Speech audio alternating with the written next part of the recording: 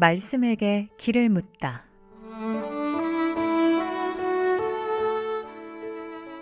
인생의 모든 문제, 하나님 말씀에 답이 있습니다. 성경 말씀 속에서 인생의 길을 찾는 시간. 목요일 오늘은 북구 풍양동에 위치한 광주 동부교회 박태준 목사님께서 말씀 전해주십니다.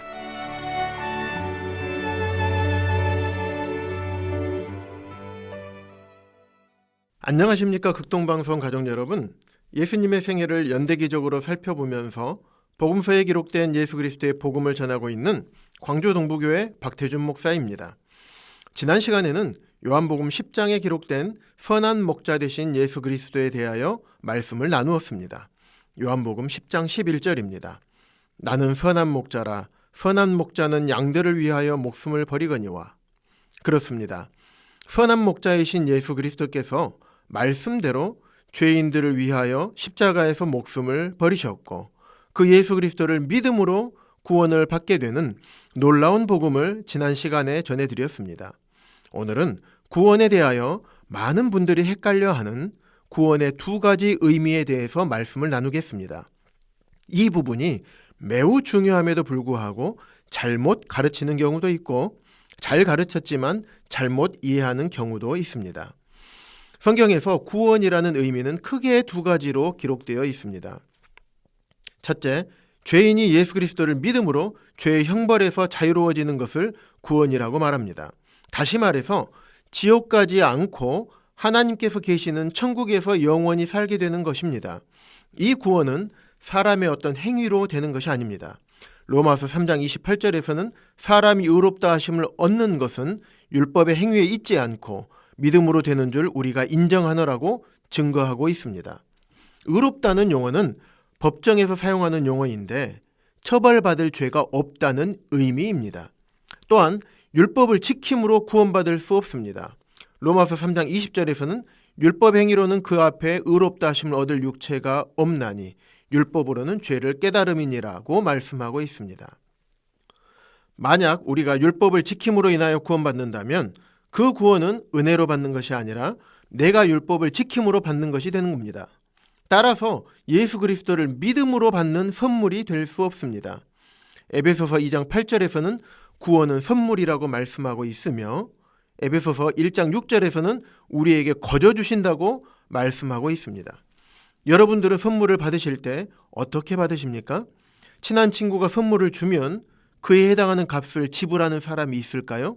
그렇지 않습니다. 선물이라는 것은 돈을 주고 받는 것이 아니라 감사함으로 받는 것이기 때문입니다.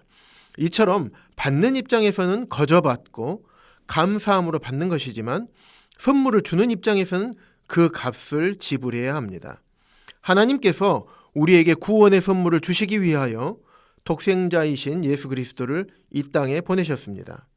그분은 아무런 죄가 없으시고 모든 피조물들로부터 존귀와 영광을 받아야 하실 그분을 이 땅에 보내셔서 십자가에 못 박혀 죽게 하심으로 우리들의 나의 모든 죄값을 다 갚으셨습니다.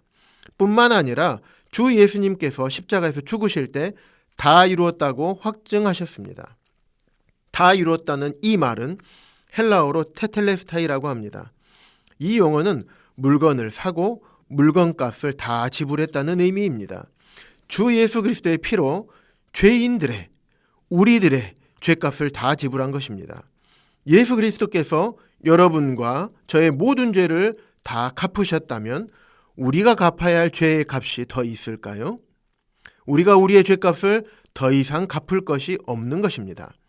우리의 죄가 주홍 같을지라도 눈과 같이 희어질 것이요 진홍같이 붉을지라도 양털같이 희게 되리라고 하신 이사야서 말씀대로 예수 그리스도의 보배로운 피로 인하여 우리의 모든 죄가 깨끗해진 것입니다. 이 예수 그리스도를 믿는 믿음으로 내 죄가 다 갚아진 놀라운 일이 나의 것이 되는 것입니다. 죄인이 의인이 되는 것, 구원받는다는 것은 예수 그리스도를 믿는 믿음으로 믿을 때 믿는 순간 나에게 구원이 임하게 되는 것입니다. 이것이 구원에 대한 첫 번째 의미입니다. 구원에 대한 두 번째 의미는 빌립보서 2장 12절 말씀이 근거가 됩니다. 항상 복종하여 두렵고 떨림으로 너희 구원을 이루라는 말씀입니다.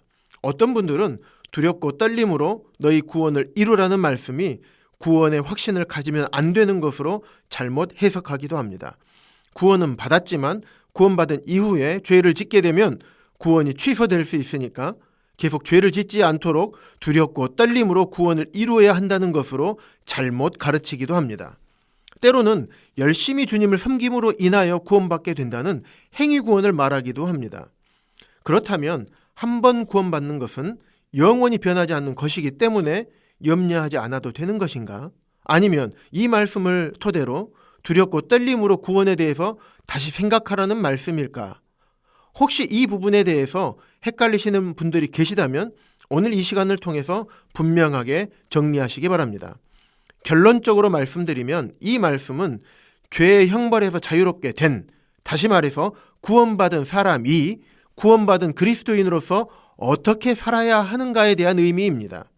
성경에서는 구원에 대한 세 가지 측면, 즉 칭의, 성화, 영화가 있습니다.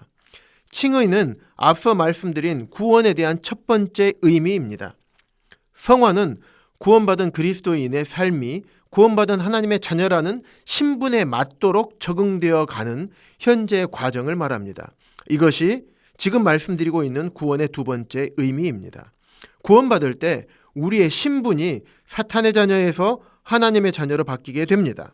하지만 우리가 매일의 삶을 살아가는 우리의 상태는 즉각적으로 쉽게 바뀌지 않습니다. 죄인으로 살아온 수많은 세월 동안 형성된 인격, 성품, 죄에 반응하는 나의 삶의 습관, 행동 등은 쉽게 바뀌지 않습니다. 바뀌지 않은 삶을 살게 된다면 우리의 신분은 바뀌었더라도 우리의 상태는 여전히 하나님의 자녀다운 삶이 되지 못합니다. 고린도후서 5장 17절에서는 그런즉 누구든지 그리스도 안에 있으면 새로운 피조물이라 이전 것은 지나갔으니 보라 새 것이 되었도다라고 말씀하고 있습니다. 이전 신분의 삶을 사는 것이 아니라 새 것의 삶을 살아야 하는 것입니다. 베드로전서 1장 15절에서는 오직 너희를 부르신 거룩한 이처럼 너희도 모든 행실에 거룩한 자가 되라고 말씀하고 있습니다. 그리스도 안에서 신분상 영원히 거룩하게 된 성도들에게 삶에서의 거룩을 이루라고 말씀하시는 것입니다. 예수님께서는 십자가를 지시기 전에 하나님 아버지께 제자들을 위해 기도하실 때 진리로 거룩하게 해달라고 기도하셨습니다. 요한복음 17장 17절입니다. 그들을 진리로 거룩하게 하옵소서. 아버지의 말씀은 진리니이다. 하나님의 말씀과 함께하는 삶을 살 때 거룩하게 살 수 있는 것입니다. 성화의 삶, 이것이 구원에 대한 두 번째 의미입니다. 사랑하는 방송가족 여러분, 이제 구원에 대한 두 가지 의미에 대해서 분명한 분별이 생기셨습니까? 이것은 매우 중요합니다. 구원에 대한 이 두 가지 의미를 헷갈리게 된다면 믿음으로 의롭게 되는 것이 아니라 믿음에다 나의 선한 행위를 더해야 의롭게 된다는 것으로 잘못 오해하게 되기 때문입니다. 그렇게 되면 구원에 관한 진리가 왜곡되는 것입니다. 잘못된 진리를 듣게 된다면 의롭게 될 수 없습니다. 죄의 형벌에서 건진받을 수 없게 되는 것입니다. 수십 년 동안 자신의 삶을 포기하고 하나님을 섬기는 신앙생활을 했는데 구원에 대하여 잘못된 믿음을 가졌다면 그것보다 더 불쌍하고 비참한 인생은 없을 것입니다. 하나님께서는 모든 사람이 구원을 받으며 진리를 아는 데 이르기를 원하십니다. 여러분들은 예수 그리스도의 보혈로 죄에서 깨끗함을 받으셨습니까? 예수 그리스도를 믿음으로 구원받으셨습니까? 다시 말하면 죄의 형벌에서 구원받으셨습니까? 그렇다면 진리이신 하나님의 말씀에 순종함으로 구원을 이루시기 바랍니다. 거룩한 삶을 통해서 하나님께서 기뻐하시는 삶을 사시기 바랍니다. 구원받기 이전의 삶, 인격, 습관, 행동 등을 버리고 새로운 피조물다운 삶을 살게 되시기 바랍니다. 이것이 하나님을 기쁘시게 하는 삶이며 구원받은 하나님의 자녀다운 삶입니다. 오늘은 구원에 관한 두 가지 큰 의미에 대해서 말씀을 나누었습니다. 사랑하는 극동방송 가족 여러분, 이 부분에 대해 헷갈리지 않고 분명한 분별을 하심으로 구원받고 하나님을 기쁘시게 하는 하나님의 자녀에 합당한 삶을 살게 되시는 모든 분들이 되시기를 주님의 이름으로 축복합니다.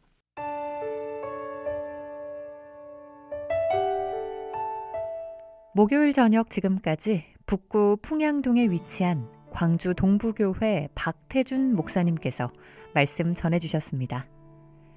방송 듣고 신앙생활에 도움받기 원하시는 분은 010-4120-8007번, 010-4120-8007번 광주 동부교회로 연락주시거나 062-373-1000번 광주 극동방송으로 전화주시기 바랍니다.